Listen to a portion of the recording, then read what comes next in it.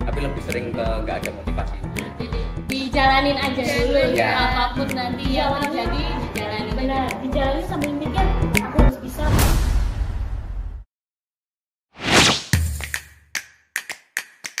Ya. Hai teman-teman semuanya, selamat datang di podcast Eksis, Eksplorasi Inspirasi Spensa ngobrol asik, ilmu makin klik. dengan saya Rida Noving Syawir Asmi dan rekan saya. Wina Cahaya Tunggal Dewi. Hari ini kita kedatangan tamu istimewa nih. Salah satu siswa-siswi UPT SMN 1 Kesamben yang mendapatkan banyak prestasi nih. Kira-kira siapa sih, Kak? Oke, di podcast perdana kita ini kita mendatangkan Kak Davi dan Kak Keiza. Beri tepuk tangan untuk Kak Davi dan Kak Keiza.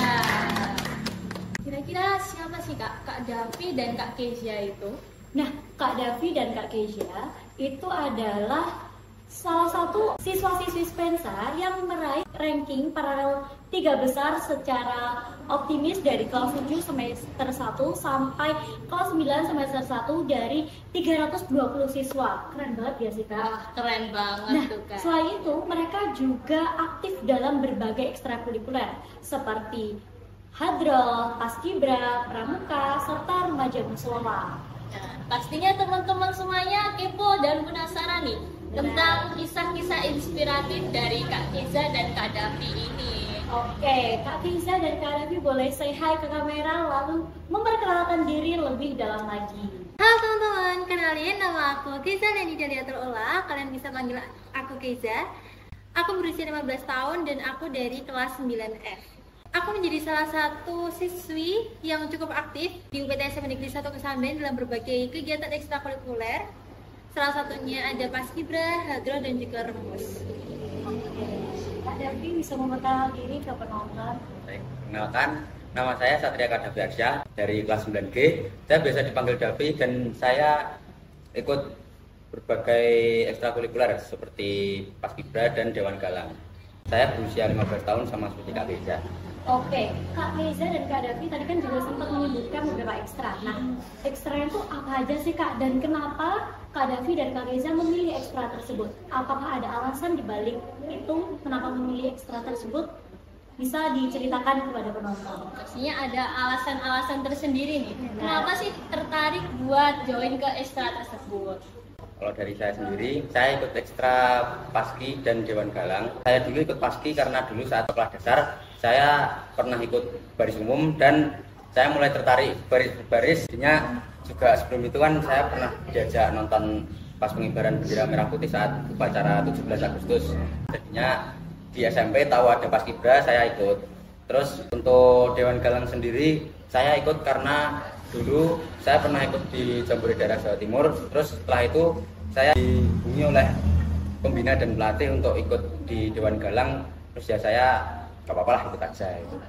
Sambil menambah pengalaman ya, Ya. Kak, dan menjadi pramuka Garuda. Kalau Kak Keiza sendiri gimana tuh alasannya memilih Paski, Hadroh, serta Remaja Musyola? Kalau aku sendiri alasannya adalah pengen keluar dari zona nyaman. Soalnya waktu kelas 7 dulu, itu aku tuh sosok yang pendiam banget. Nggak keluar kelas, ya belum dikenal juga. Jadi pendiam dan mempertahankan zona nyaman aku. Dan ketika mulai kelas 8 tuh aku mulai sadar bahwa aku stuck di sini aja ya. Terus akhirnya ingin mencoba keluar dari zona nyaman dan tertarik sama Paski karena di situ itu kedisiplinan, tanggung jawab, kemudian etika itu sangat diajarkan. Makanya di situ kayaknya Paski menarik sih, walaupun waktu itu sebenarnya agak takut waktu mau join sebenarnya. Oke, Kak Keiza keren banget ya, Kak, bisa keluar dari zona nyamannya. Jadi biar terus berkembang di setiap harinya, berani mencoba hal baru. Kemudian tadi kan udah disebutin nih kenapa alasannya buat join ekstra tersebut. Dan menurut Kak Davi dan Kak Keiza sendiri tuh ada nggak sih pengalaman yang menarik atau tantangan-tantangan tersendiri yang udah dihadapi selama ini?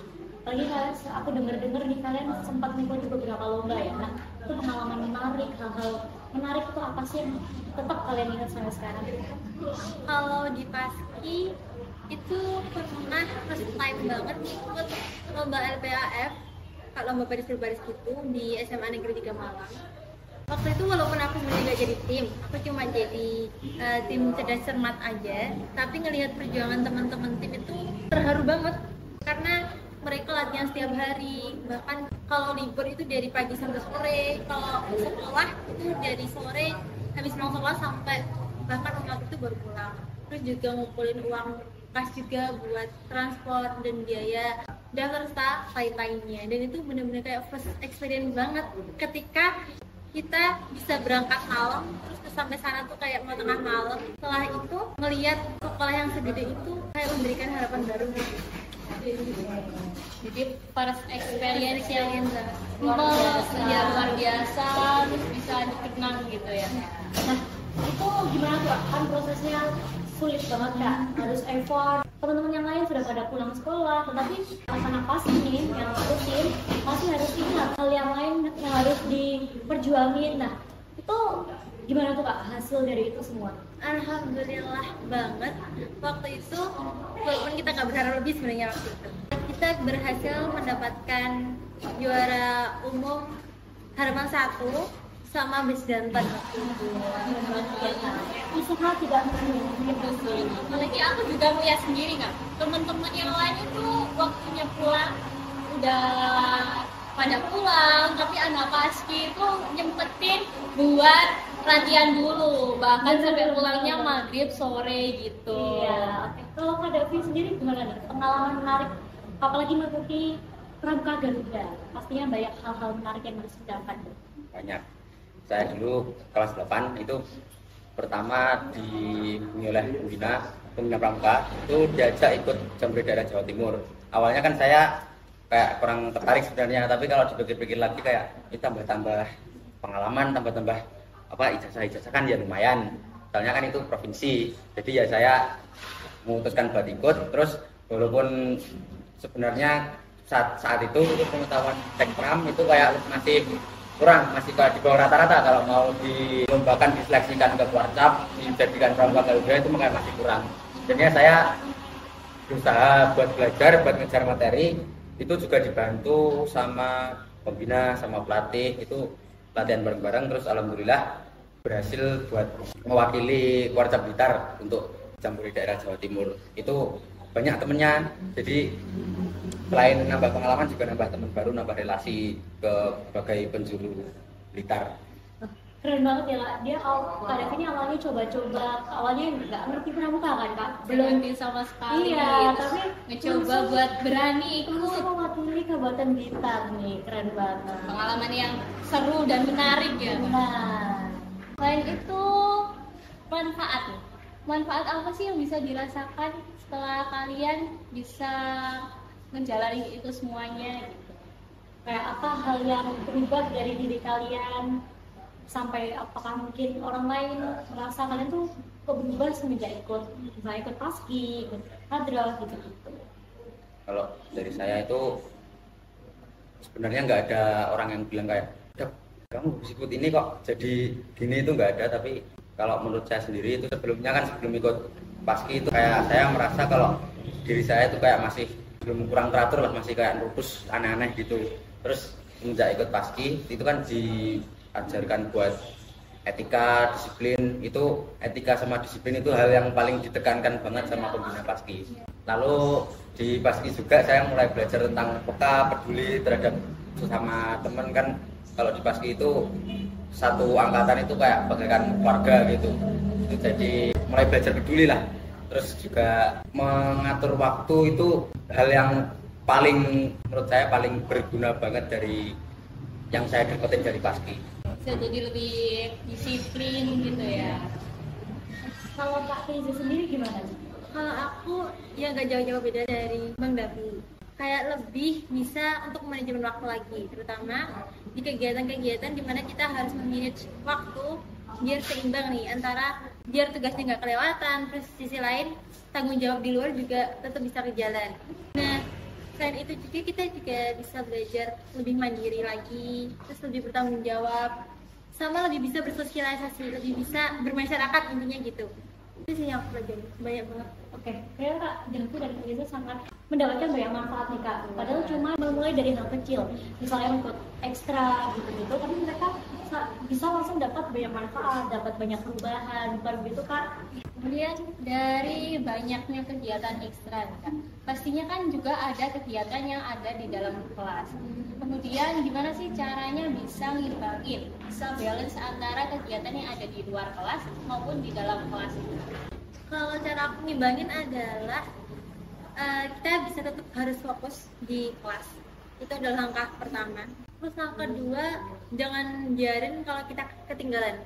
Jadi ketika kita ketinggalan atau kita ada kegiatan di luar, kita sudah mungkin bisa ngejar materi di kelas juga. Entah itu tanya atau entah itu kita cari-cari sumber belajar, karena kan sumber belajar di sini juga banyak dan luas kan. Jadi biar bisa balance dan memilih waktu lagi biar kedua-duanya itu bisa sama-sama tulis. Kalau Kak Davi sendiri gimana? Kurang lebih sama seperti Kak Keiza. Intinya itu antara ekstrakurikuler dan intrakurikuler itu harus tetap, yang dikedepankan itu tetap intrakurikuler. Karena walaupun ekstrakurikuler itu banyak manfaatnya, tapi yang akan berguna untuk maju ke jenjang selanjutnya itu intrakurikuler. Ekstrakurikuler sebagai pendukung yang cukup berpengaruh, tapi yang utama tetap intrakurikuler. Harus diutamakan intrakurikuler itu. Berarti semuanya itu bisa balance dari diri kita dulu ya Kak. Kita harus cari motivasi yang bisa membuat diri kita itu bisa ngejalanin keduanya secara balance. Benar, dan itu semua kita harus punya niat dari dalam diri kita sendiri. Jadi kita nggak boleh nunggu disuruh orang lain. Misalnya kita habis capek pulang ekstra, nah kita nggak boleh kayak baru disuruh buat kayak ngerjain tugas apa, kita harus niat dari diri sendiri. Harus optimis. Iya, kita harus terorganisir ya. Untuk Kak Davi kan dan Kak Keiza kan pas tadi juga sempat menceritakan kalau sempat mengikuti lomba-lomba. Nah, pernah nggak sih Kak punya tekanan dalam belajar karena mengikuti hal-hal tersebut? Dan gimana caranya buat kayak aku harus bisa aku harus bisa ngejar gitu, apalagi kan itu waktunya udah bentrok gitu Kak. Gak bisa kita ada waktu yang kita nggak bisa jadi mereka tuh balance, kita harus milih salah satu. Nah itu gimana Kak Davi dan Kak Keiza ngebalance-nya?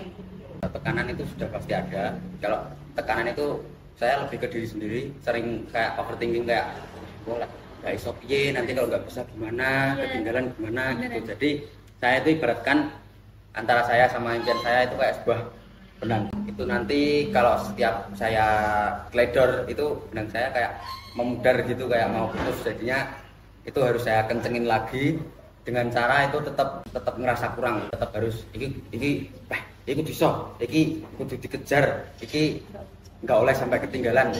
Lek orang lain bisa, aku kenapa nggak bisa? Jadi kita harus tetap belajar. Kalau dari saya seperti itu, intinya harus tetap ngerasa kurang dan tetap harus belajar walaupun terdistraksi.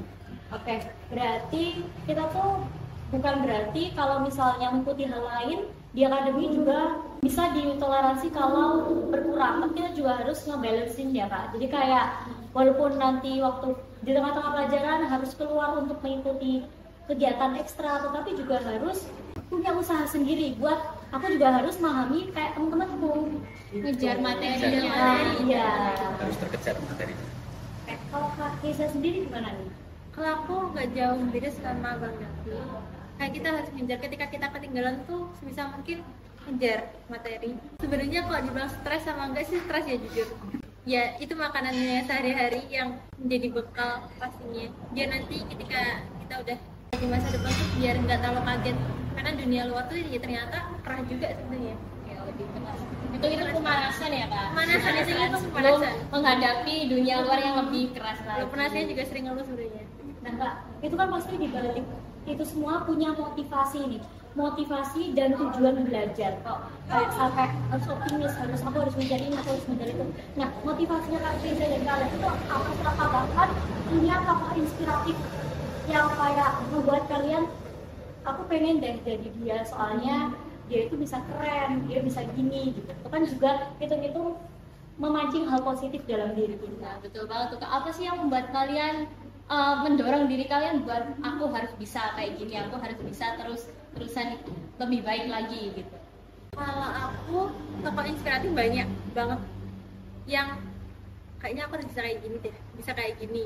Intinya gimana caranya kita tuh bisa mencoba banyak hal di usia produktif kita, di usia muda. Kemudian untuk motivasi itu lebih ke orang tua sama keluarga dan teman-teman sekitar yang kita harus jadi lebih baik. Jangan sampai kita ngecewain gitu, karena kalau kita ngecewain tuh kayak susah banget sebenarnya. Bener, itu yang menjadi beban pikiran selama ini. Ketika kita udah nyemplung nih, ketika kita udah nyemplung dalam suatu situasi, ya kita harus tetap bertahan di situ gitu. Berarti Kak Keiza ini juga harus memikirkan kayak lingkungannya, aku nggak boleh ngecewain mereka, karena kan pastinya juga kepikiran orang tua juga udah susah-susah buat aku kayak gini, tapi masa usahaku cuma sendiri doang gitu kan ya. Oke, kalau pada aku sendiri gimana nih? Kalau jujur ya, saya itu tokoh inspirasi yang saya jadikan inspirasi itu nggak ada, motivasi juga kadang nggak ada. Jadi kalau dari saya sendiri itu intinya jalanin aja, lakukan yang terbaik yang bisa kita lakukan, itu menurut saya udah cukup. Jadinya harus melakukan yang terbaik, jangan sampai mengecewakan orang tua. Intinya kalau aku gini pasti orang tua aku bangga, itu juga kadang saya ada motivasi seperti itu, tapi lebih sering ke nggak ada motivasi. Jadi dijalanin aja dulu ya. Apapun nanti yang terjadi dijalanin. Benar, dijalanin sambil mikir aku harus bisa, aku harus bikin mama papa bangga gitu kan Kak. Teman-teman udah denger ini sedikit kisah dari Kak Davi dan juga Kak Keiza. Kira-kira Kak Keiza mau kasih dan Kak Davi mau kasih pesan nggak inspiratif ke teman-teman biar mereka itu termotivasi sama kalian, biar mereka punya semangat belajar, semangat buat jadi lebih baik lagi. Siapa tahu nih yang lagi nonton juga lagi terjebak di zona nyamannya, masih nge-stuck di yang nggak benar, tapi mereka tuh sebenarnya terbesit pikiran untuk aku pengen jadi berubah, tapi mereka masih stuck di zona nyaman. Nah, Kak Keiza kan udah berhasil melewati zona nyaman itu. Bisa ada kasih kata-kata buat teman-teman yang lagi melewati itu sekarang. Jadi pesan aku buat teman-teman di rumah adalah kesuksesan itu adalah ketika kalian bisa melangkah dari sebuah kegagalan. Jadi ketika kalian gagal, itu jangan sampai kalian berkecil hati, terus gak mau berusaha lagi. Karena pada dasarnya kesempatan itu tetap terbuka luas, banyak jalannya. Jadi kalian harus bisa mencari sebuah peluang. Selain itu juga terus mencoba hal-hal baru. Kalau misalkan aku udah gagal, kita coba dulu. Nanti hasil akhirnya gimana, itu udah jadi urusan yang di atas kan. Kemudian terus jadi lebih baik setiap hari. Oke. Kalau Kak Davi sendiri gimana nih motivasi buat teman-teman yang lagi belajar? Motivasi kalau ada orang lain yang ngomongin kalian, kayak denger ada yang ngomongin jelek tentang kalian, itu jangan dibalas pakai omongan lagi, tapi kan pakai aksi. Jadi jangan kurangin bereaksi, tambahkan aksi. Kalau bisa itu balik omongan yang jelek-jelek tentang kalian itu dengan kalian buktikan, kalian buktikan, wah, salah gue ngomongnya aku kayak gini, aku iso gitu. Jadi balik kata-kata orang itu. Wah, keren banget. Dan itu kita harus nunjukin hasilnya. Diam-diam terus hasilnya langsung boom. Iya. Gak usah banyak ngomong sama hal-hal yang gak jelas. Ini kita fokus, kita bisa lebih dari apa yang mereka omongin. Kita harus bisa memperputar balik omongannya mereka. Kita harus lebih dari omongannya mereka. Itu kan juga salah satu motivasi ya Kak, biar kayak aku juga harus lebih, aku bisa yang lebih gitu. Terima kasih kita ucapkan kepada Kak Keiza dan Kak Davi atas kisah-kisah inspiratifnya di podcast perdana kita nih. Semoga podcast ini bisa bermanfaat bagi pendengar semuanya ya. Sampai jumpa di podcast episode selanjutnya. Tunggu podcast eksis di minggu selanjutnya ya, dengan topik yang menarik, asik, dan inspiratif. Dadah semuanya.